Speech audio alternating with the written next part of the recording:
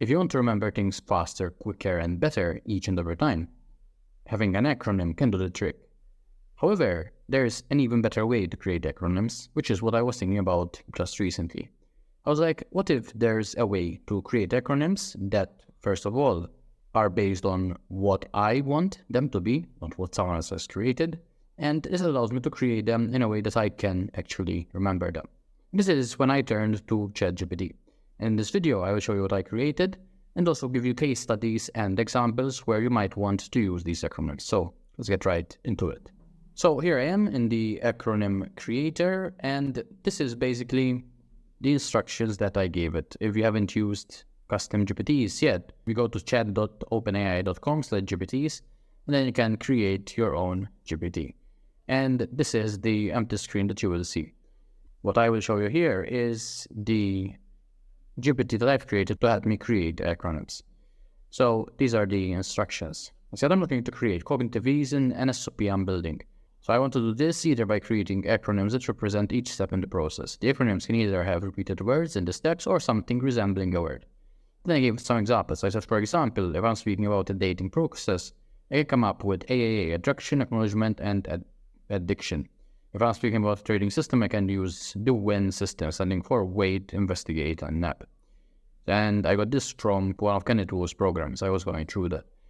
And I said, the user then input information about the process they're describing what it does. Your job is to create easy to remember acronyms and provide the logic behind them.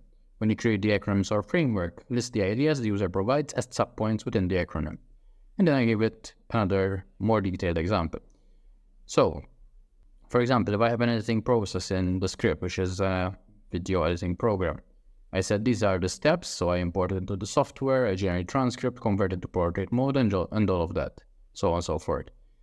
And I said your output, part 1, would be involving a blend of transcription, content transformation, so I gave it the whole process, and then I gave it an example. So here's a proposed acronym that encapsulates your script editing process.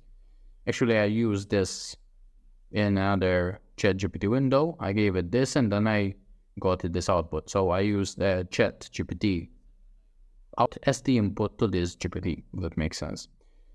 So this had come up with the genius acronym. So gather, edit, nurture, innovate, upload, and share.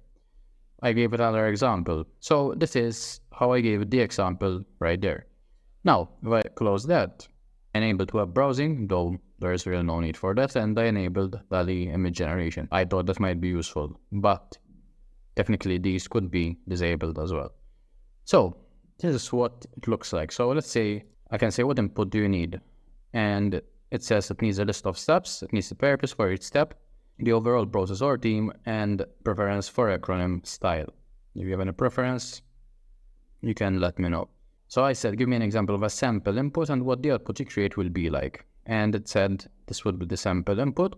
So overall process, customer feedback collection system.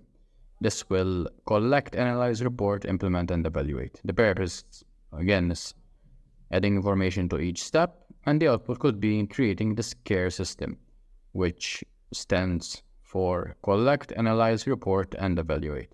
As you can see, it missed out on the implement factor. So if this was a real test I was running, I would ask it to revise that to include the implement step.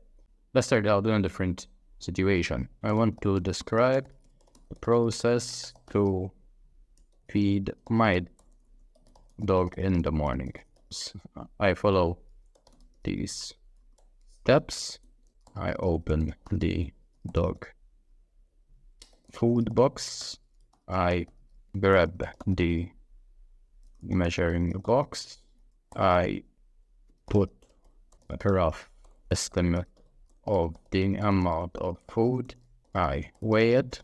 I add more food if needed. I feed my dog. So let's see what that will come up with. So it came up with meals. I like that. So it's measure, estimate, adjust, load, and serve. Then it comes up with a detailed steps framework. So measure, open the dog food box, grab the measuring box, estimate, put a rough estimate, adjust, load it, and feed your dog. So in this example, if I remember meals, I know that first I have to measure, then I have to make an estimate, then I adjust it, then I load it up, and then I serve the dog. Not perfect, but definitely a way to remember this step-by-step process. And the thing is that I can use this framework idea to memorize and remember any steps in a process. The dog example is a cute one, I guess, but you might be thinking, how can I use this in my everyday business as a freelancer, as a professional, to help me get more work done, get more productive work done? After all, that is the whole point. And there are a few specific situations where these acronyms can be game-changing, in my opinion. First of all, if you need to remember specific details about clients, let's say you have specific things you need to do for clients and they happen in a sequential order. If you're creating SEO campaigns, for example, you need to first create the content before you can optimize it. You need to first publish it before you can create off-page SEO, build backlinks and all that. By using these acronyms, first of all, you organize your work life. You get the steps listed down in a step-by-step fashion. Even more, it allows you to focus and create these actual steps. Because if you one day do things in one order and the next day you do things in a different order, things are all over the place. When you are forced to follow a framework, an SOP, an acronym, things happen in a specific order, time and time again. There's power in that. If you manage marketing data, you need to do specific things to maybe clean the data. And then you need to format it in a specific way. Then you might need to create reports. You need to maybe send it to different people who have an interest in that data. Time there is a specific set of things you do and things happen in a specific order. This is when the power of acronyms really comes into play. Some other things you might consider are networking. So when you're meeting people, when you're introducing yourself in a specific way, when you're sharing what you do, your portfolio, examples and all that, and even creating presentations. So if I'm creating a video, there's a hook in the first place, then there's maybe the introduction of a problem. I introduce a solution, introduce another problem. There are specific things that need to happen for the video, in this case, or for the presentation to be complete. And this is where the power of acronyms really come to play. So you might be thinking, I don't think that having acronyms is that big of a deal. And there was an experiment a few years ago. So basically there were 65 participants, 33 of them were given an acronym to use in their work, and the other 32 were not given anything. They had to do the thing from memory each and every time. In addition, they were interrupted a few times, each and every time they were doing these tasks, and at the end those who had the acronym to rely on did better work, and I'll link to the study in the description. So there is scientific evidence that having these acronyms, these mnemonics, are a good way to get people to remember what they need to do. The second thing is, isn't this something that is only useful for students who need to, cram as much as possible for an exam? The truth is that it's not. Anyone in their professional or personal life can use this technique to remember what they need to remember. Whether it's a shopping list, a list of things that happen when you're feeding the dog, or even in your professional life, things that need to happen for an operation to be concluded successfully. There's a variety of uses for acronyms in your life. This idea often be used if it seems like it's forced, but if I have to struggle to come up with different acronyms. And this is why using technology, like the bot that I showed you, can really help to make it easy. You just give it a few instructions and it will do its thing. It will give you an acronym that you can use over and over again when you only have had to do the work once, and it only takes a few minutes to get it done. You might be thinking, isn't it more trouble than it's worth? I will have to remember the letters to then remember what I need to do. And while there might be that initial learning period, that initial maybe struggle to understand and remember the letters, what you need to do is associate the letters or the word with something visual. And when you do, it makes it much easier for you to remember.